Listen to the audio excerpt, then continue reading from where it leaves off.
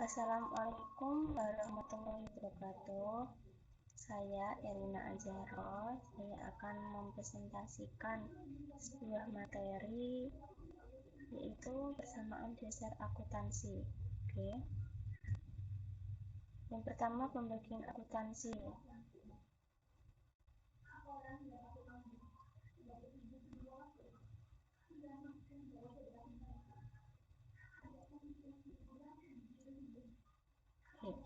Satu, akuntansi manajemen. Akuntansi manajemen adalah cabang akuntansi yang menghasilkan laporan keuangan bagi pihak internal organisasi atau manajemen.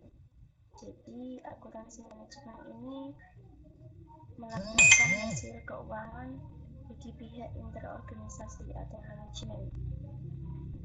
Oke, yang kedua yaitu akuntansi keuangan. Akuntansi keuangan adalah cabang akuntansi yang menghasilkan laporan keuangan bagi pihak eksternal ya. Tadi kalau manajemen internal, kalau akuntansi keuangan eksternal seperti investor, kreditor, dan badan. Ini menghasilkan laporan keuangan bagi pihak ini. Yang ketiga, akuntansi pemerintah. Akuntansi pemerintah adalah cabang akuntansi yang memproses transaksi keuangan pemerintah yang menghasilkan laporan keuangan sebagai bentuk pertanggungjawaban pelaksanaan APBN nasional atau APBD daerah kepada rakyat melalui legislatif serta untuk kepentingan pihak yang terkait. Oke. Kalau akuntansi pemerintah ini untuk menyusun laporan keuangan pemerintah APBN atau APBD. Kayak di Kudus ini melalui kabupaten ya.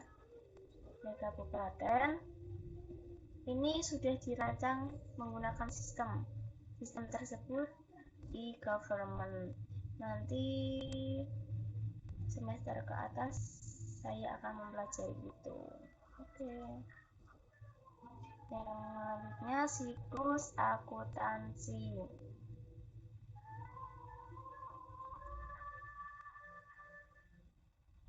Jurnal, buku besar, neraca saldo, jurnal penyesuaian,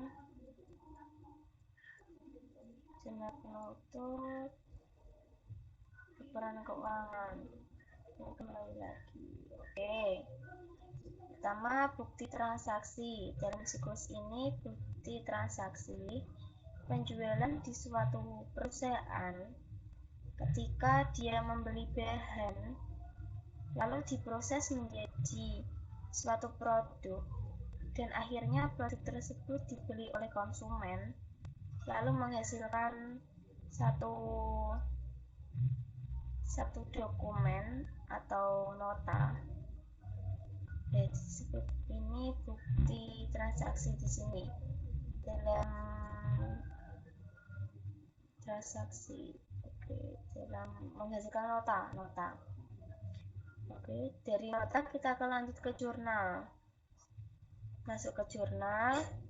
Jurnal ini untuk mengetahui pergerakan dari bulan ke bulan, pergerakan keuangan dari bulan ke bulan, tahun ke tahun. Oke, lalu kita masuk ke buku besar. Lalu neraca saldo, jurnal penyesuaian, lalu jurnal penutup. Di jurnal penutup ini disusun sebagai keuangan finansial. Lalu kita masuk ke laporan keuangan. Ini digunakan untuk perusahaan di pihak internal, kreditor atau lembaga pemerintah. Sini. Oke. Lanjut, konsep entitas terpisah. Konsep entitas terpisah, perusahaan dianggap terpisah dengan pemiliknya. Konsep ini contohnya jika saya punya uang uang itu milik saya pribadi. Tapi jika sudah masuk ke perusahaan, uang itu akan menjadikan aset atau kas, investasi ke perusahaan. Oke, contoh konsep entitas. 1. Contohnya Elisa. Elisa mendirikan suatu salon Elisa, yang dinamakan salon Elisa. Oke. Elisa mempunyai uang sebesar 10 juta. Ini uang pribadi ya. Lalu dia memasukkan ke dalam model salon. Jadi ini sudah tidak milik uang Elisa lagi, tapi model salon atau uang salon. Lalu harga salon 10 juta, kepentingan Elisa 10 juta. Harta kepentingan pemilik harga 10 juta, kepentingan pemilik 10 juta.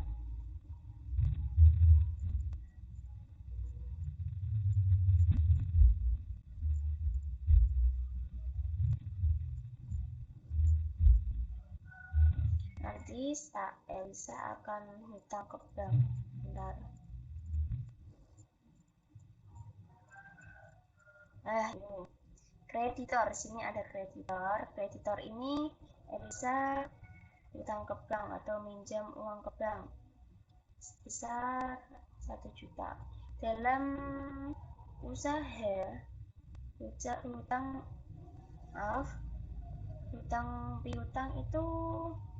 hutang ke bank itu suatu hal yang wajar atau biasa dalam pengusaha. Jika kita memiliki uang sendiri gak masalah, tapi kalau uang kita nggak cukup untuk membuka usaha, kita harus minjam ke bank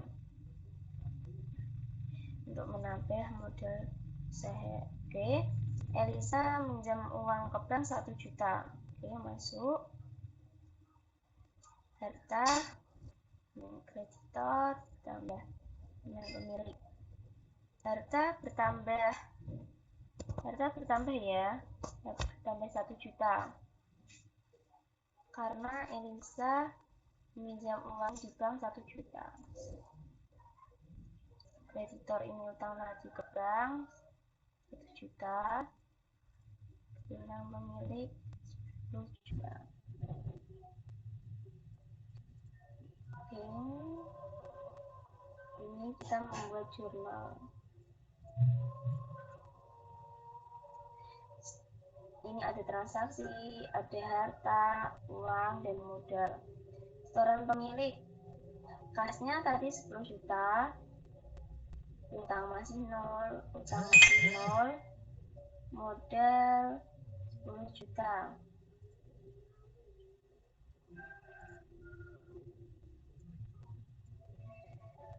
Kas 10 juta, utang 0, modal 10 juta. Lalu pinjam uang ke bank tadi. Ini kas bertambah 1 juta. Utang 0, utang bertambah 1 juta. Modal 0. Saldo.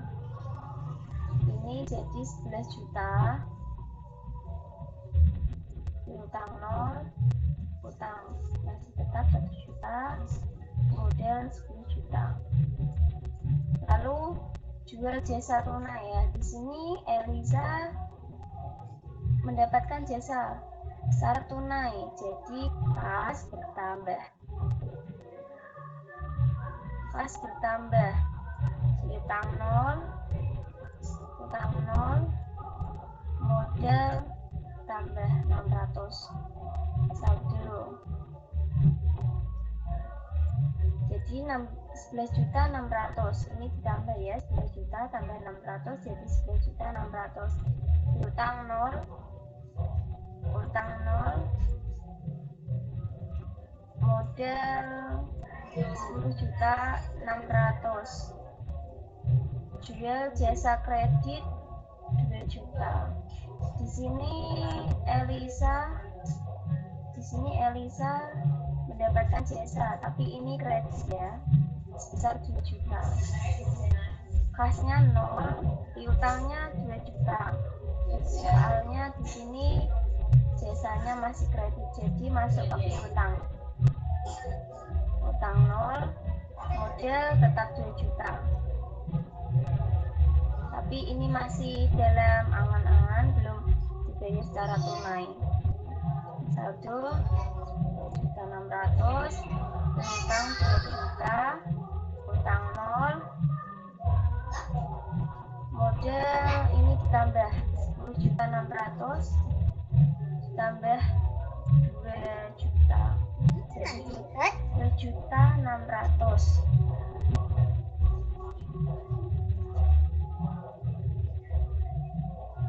Oke, lalu membayar gaji ini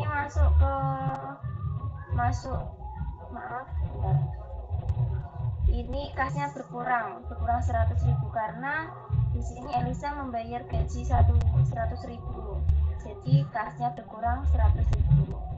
Utang 0, modal dikurangi 100.000, saldo.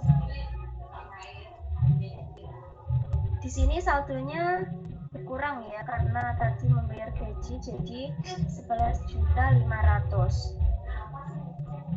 Piutang masih tetap, utang masih tetap, modal dikurangi 100.000 tadi, 12.600 dikurangi 100.000. Lalu pemilik menarik 200. Ini Elisa menggunakan kas untuk uang pribadi, menarik uang 200. Kas berkurang 200, modal kurang 200, saldonya 11.500 dikurangi 200 jadi 11.300.000.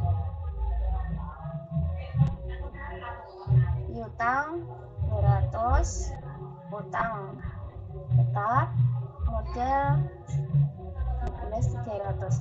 Ini harus balance ya, harus seimbang, ini dan ini harus seimbang.